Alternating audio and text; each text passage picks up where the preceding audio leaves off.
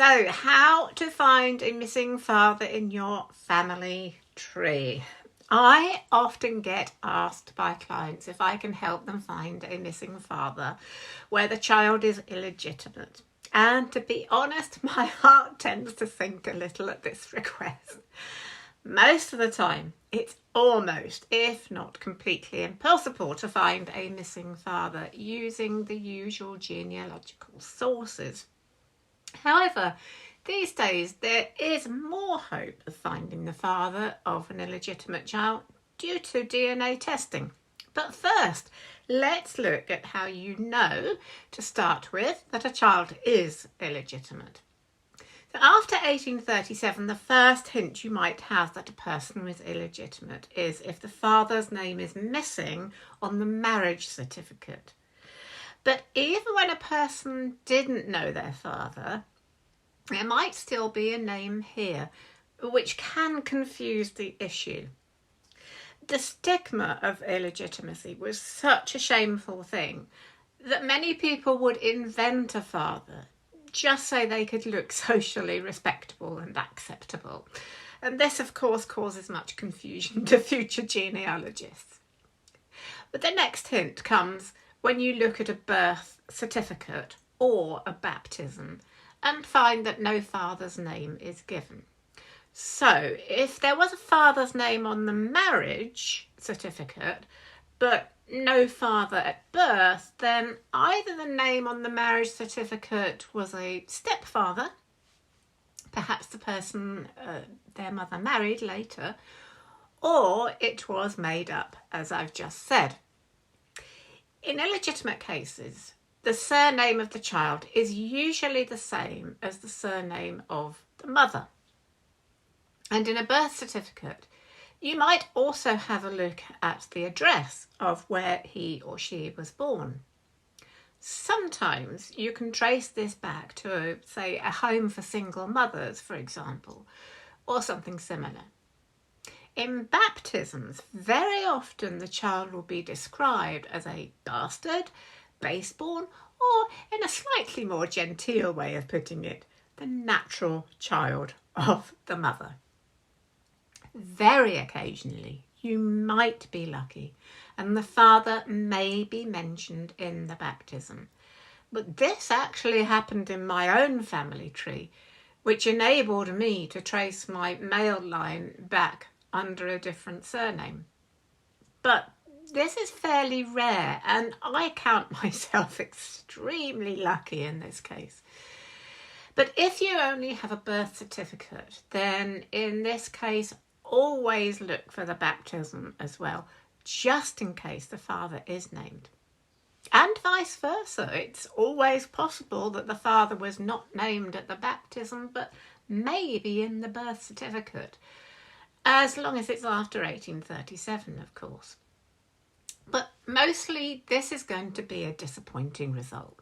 So what's your next step? Well, this depends on what dates we're looking at. From the 16th to the 19th century, sometimes a woman would apply to the local parish overseers for a bastardy order, which would then put pressure on the named father to provide financial support to the mother and child. Now, the best place to find these are in local record offices, and you can search these by carrying out a search on the discovery page of the National Archives website. So I've just done a quick search on the National Archives website here just for bastardy orders, and obviously lots have come up. So let's just have a quick look at this one that came up at the top. This is and it will tell you it's not held at the National Archives, it's held at the Suffolk Archives, Bury St Edmunds branch. Now, if I'd been looking for a specific person, I probably would have been searching for Mary Hills, which would be the only name you would know, and this would then come up. And if you look at the description, it's William Spark of Lavenham, labourer, to maintain the bastard daughter of Mary Hills.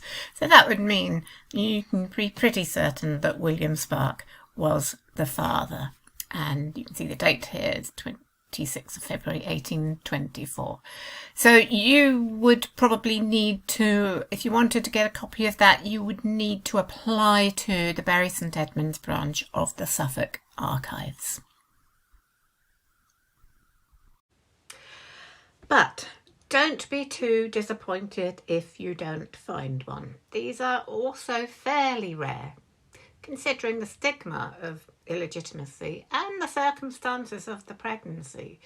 There may be circumstances in which the mother did not know the name of the father herself, though this would be more likely the case in a large city or town. Another thing you can try, if we're in the 19th or early 20th century, is to look at the closest census records to the birth.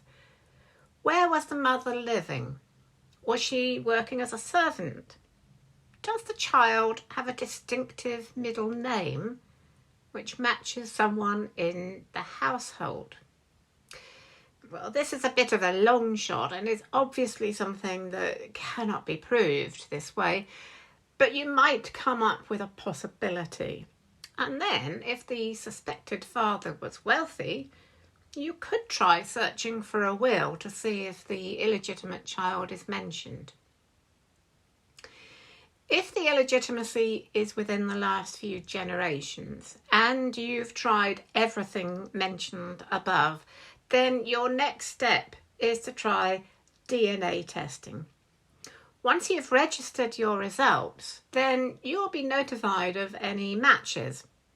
And those matches that don't fit with the rest of your family tree may well be the family of that missing father. So you can then carry out research on the matching family tree. This is not quite as easy as it sounds. I've had quite a few clients requesting research in this manner, and it is still quite hit and miss. If you have a second cousin match, for example, then you share a great-grandparent, which means researching the descendants of the great-grandparents of the match to try and find any likely persons who were in the vicinity of the mother at the time of the birth. Now, sometimes there are just too many results and too many lines, and you can only come up with possibilities. However, sometimes you might come up with someone who fits the bill perfectly. And I have had the occasional success in this area. So, finding a missing father is not easy, but sometimes it can be done. And sometimes it can't.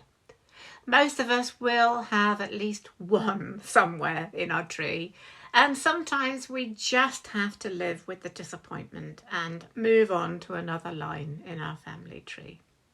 So good luck with your research in this, and do let me know if you've had any success in this area and how you did it.